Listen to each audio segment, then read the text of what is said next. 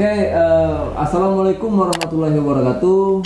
Kembali lagi bersama channel Ruang Advokat Menjawab, tentunya bersama saya Ogi Nugraha.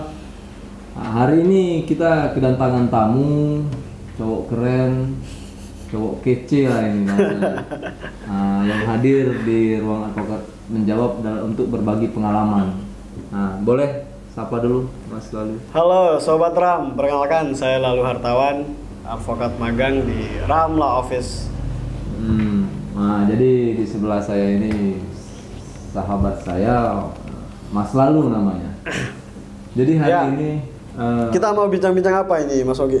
Oke, jadi kita bincang-bincang beberapa hari yang lalu, Mas Lalu ya. Ya. Saya mendapat kabar gembira lah tentunya karena sahabat saya katanya ini lulus program beasiswa ke Australia. Mungkin Mas Lalu bisa sedikit menjelaskan atau berbagilah informasi di sini. Bagaimana sih trik, terus apa aja yang harus dipersiapkan seputar itu, Mas Lalu. Oke, kemarin memang betul saya dapat beasiswa di Australia, tetapi bukan ataupun belum mendapatkan beasiswa untuk kuliah di Australia.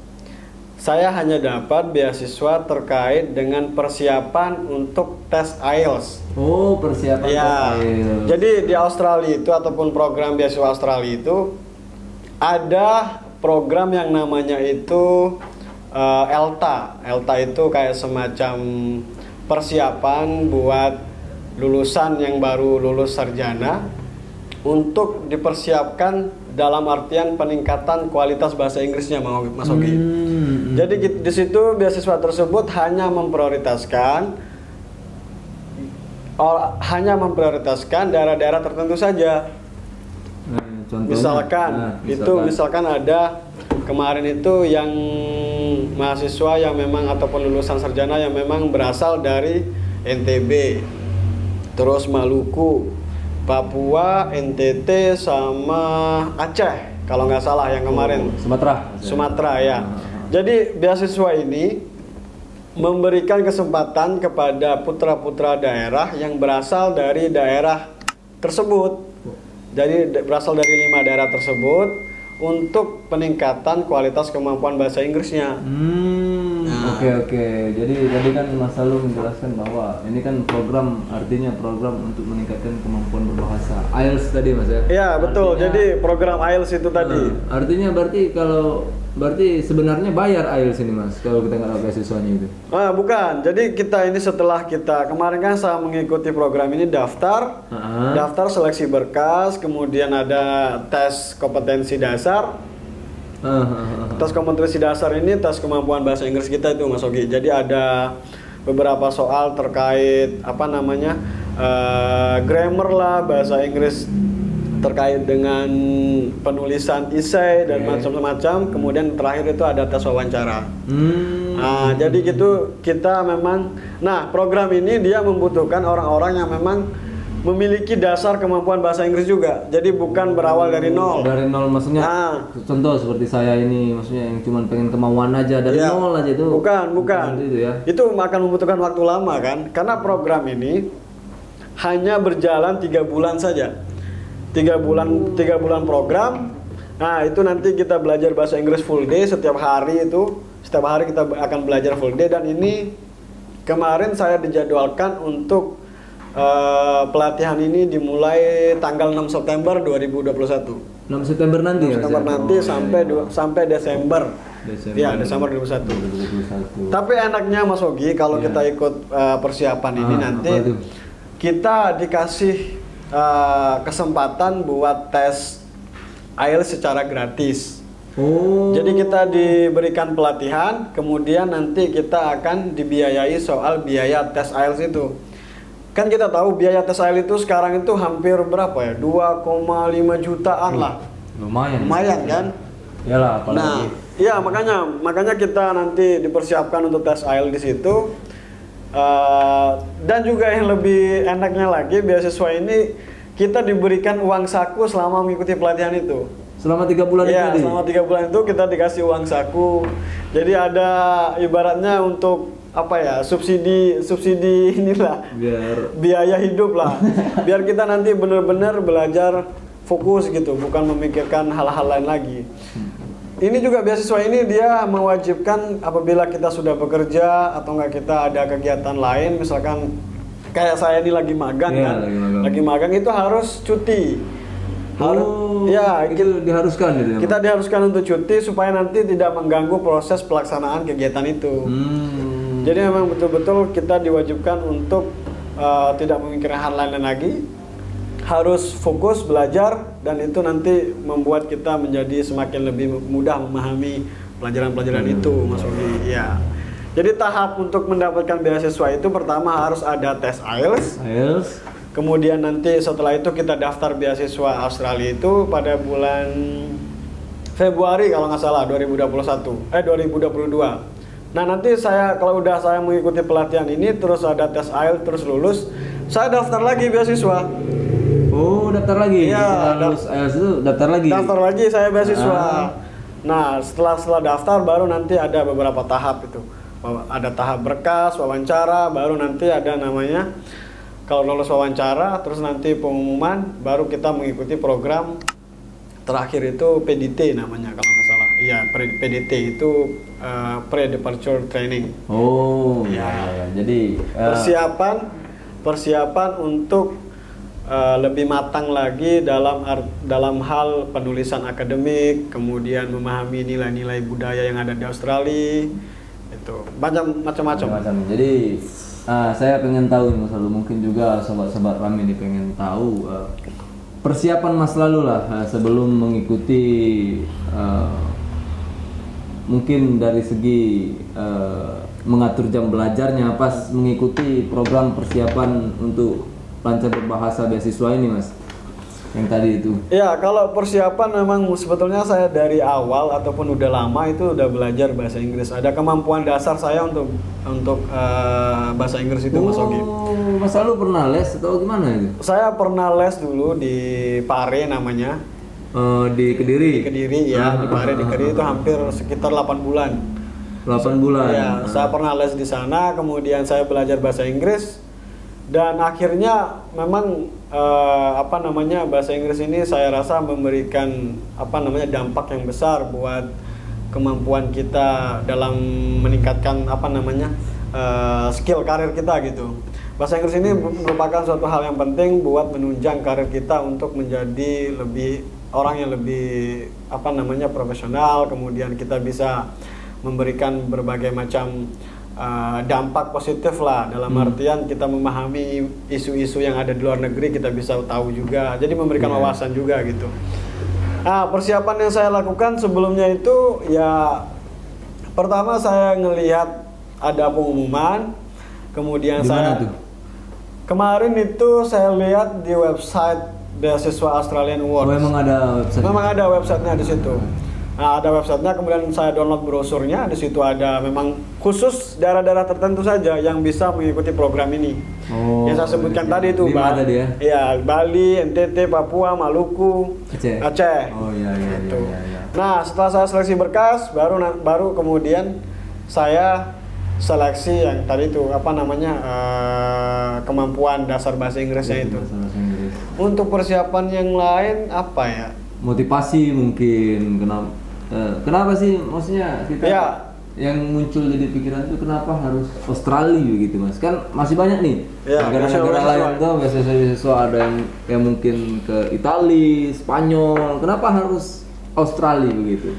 Oke, karena Australia ini kalau menurut saya ini merupakan beasiswa yang paling lengkap, Mas Ogi. Paling lengkap dia? Iya, paling lengkap dia. Dia memberikan program beasiswa persiapan bahasa Inggris kayak tadi itu, ELTA. ELTA. Nah, kalau beasiswa lain itu tidak ada persiapan untuk tidak memberikan persiapan yang seperti ELTA ini. ELTA itu ya. Jadi mereka itu hanya sekedar kamu ada sertifikat TOEFL atau IELTS, sudah kamu nanti daftar beasiswa.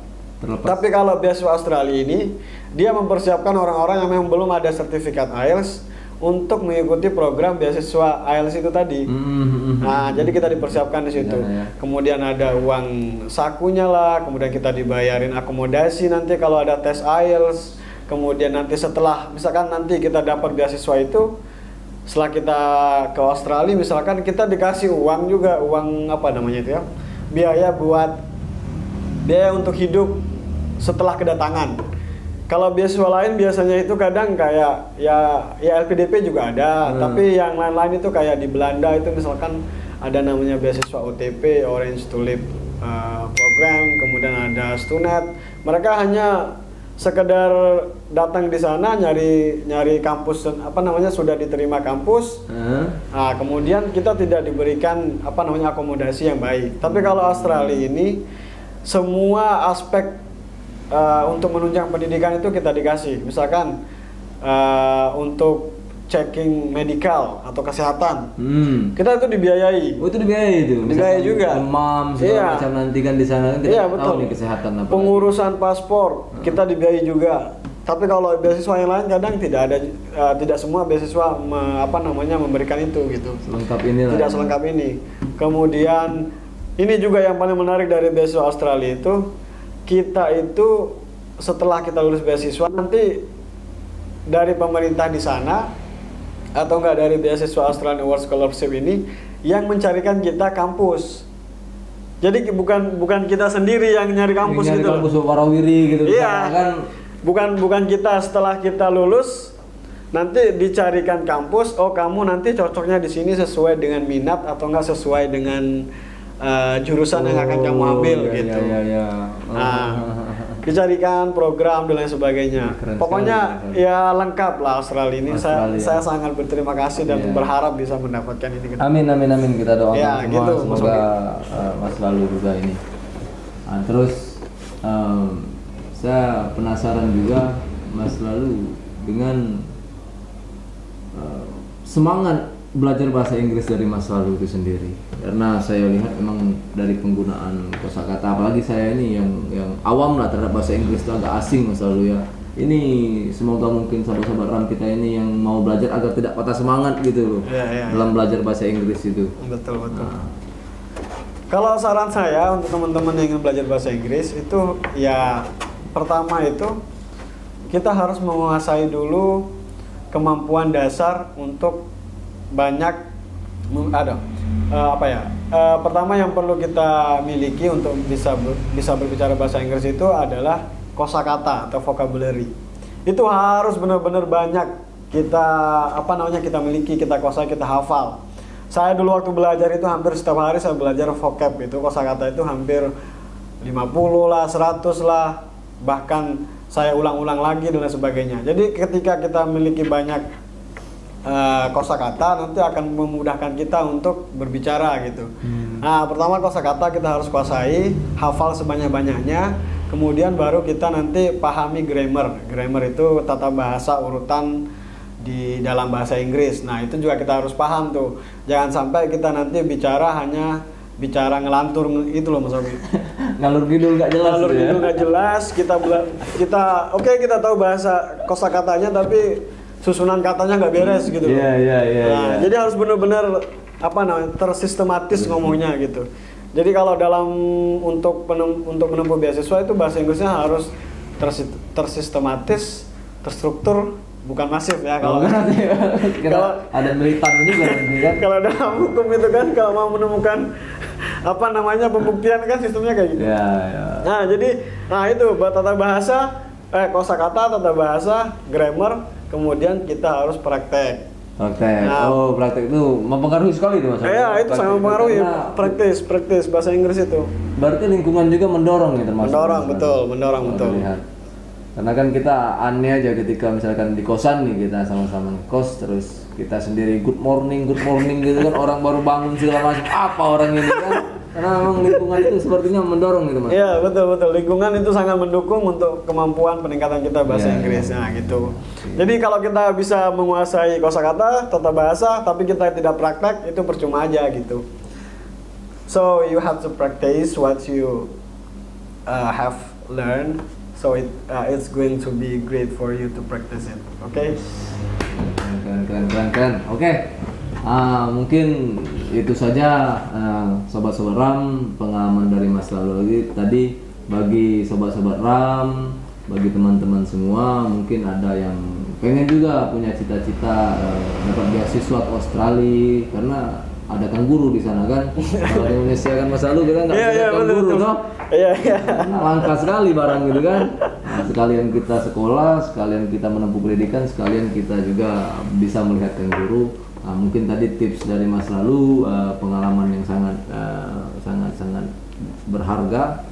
Semoga lah. Terima kasih Mas lalu sudah datang dan hadir dalam ruang advokat menjawab. Nah, semoga nanti kan ada tahap berikutnya. Nanti pengalaman itu bisa kita sharing lagi nih dengan pasti. Sobat RAM di rumah. Oke, nah itu saja.